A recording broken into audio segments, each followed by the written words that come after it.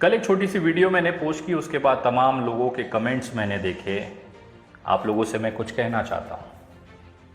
मैं ये बताना चाहता हूँ कि दिल्ली में बैठे भारतीय जनता पार्टी के कुछ नेताओं की, झारखंड में बैठे भारतीय जनता पार्टी के पूर्व मुख्यमंत्री सहित बहुत सारे नेताओं को ये घबराहट थी कि अगर विनय दुबे का मुंह बंद नहीं कराया गया तो कहीं ना कहीं झारखंड के अंदर जो हिंदू मुसलमान की जो राजनीति हो रही है उसको नुकसान पहुंचेगा।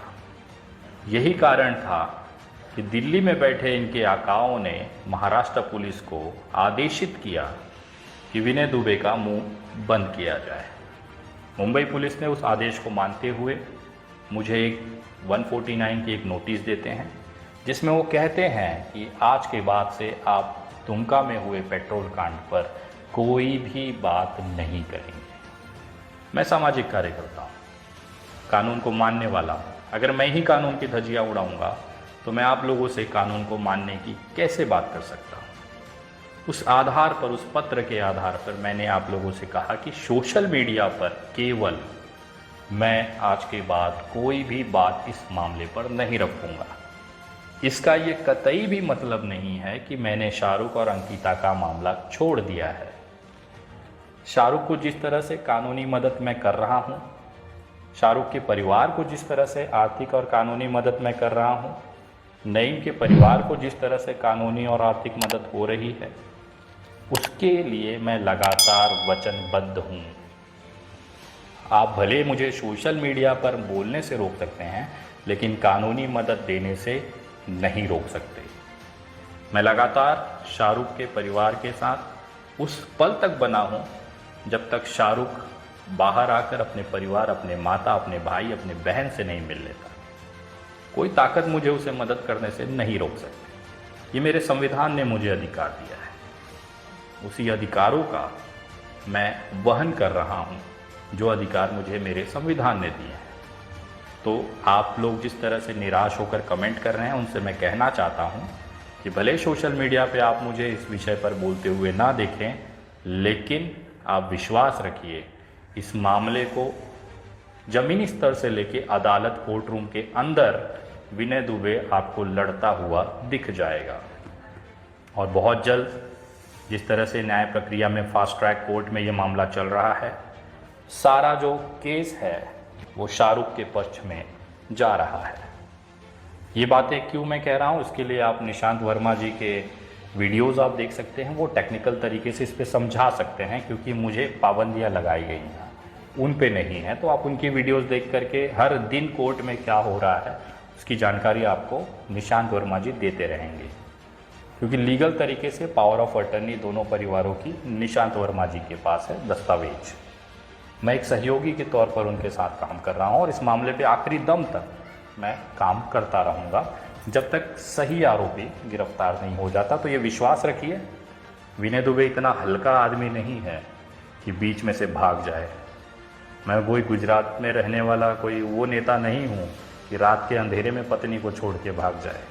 मैं अपनी जिम्मेदारियाँ, अपने दायित्वों को समझता हूँ। कोई भी मसला, कोई भी मामला आज तक मेरा आप देख लीजिए जिसमें मैं बीच में, अधूरे में छोड़ कर गया हूँ। केवल एक मामला मेरी ज़िंदगी का मुझे खटकता है, आईपीएस संजीव भट्ट का जो मामला था, क्योंकि वो सुप्रीम कोर्ट में विचाराधीन है और राजनीतिक दबाव की वजह से उनको तारीख नहीं मिल पा रही है सुनवाई के लिए, जिस कारण से ये मामला आज तक खींचता चला हुआ है। लेकिन बीच बीच में जब भी मैं अहमदाबाद जाता हूँ तो आईपीएस संजीव भट्ट के परिवार से, उनकी पत्नी से मिलकर आशीर्वाद लेता हूँ और अपनी तरफ से पूरी कोशिश करता हूँ कि इस मामले में भी जल्द निपटारा आए। वही एक ऐसा केस है जो मुझे लग रहा है कि बहुत ज़्यादा समय तक खींचा गया है। बाकी आप मेरा रिकॉर्ड उठा के देख लीजिए।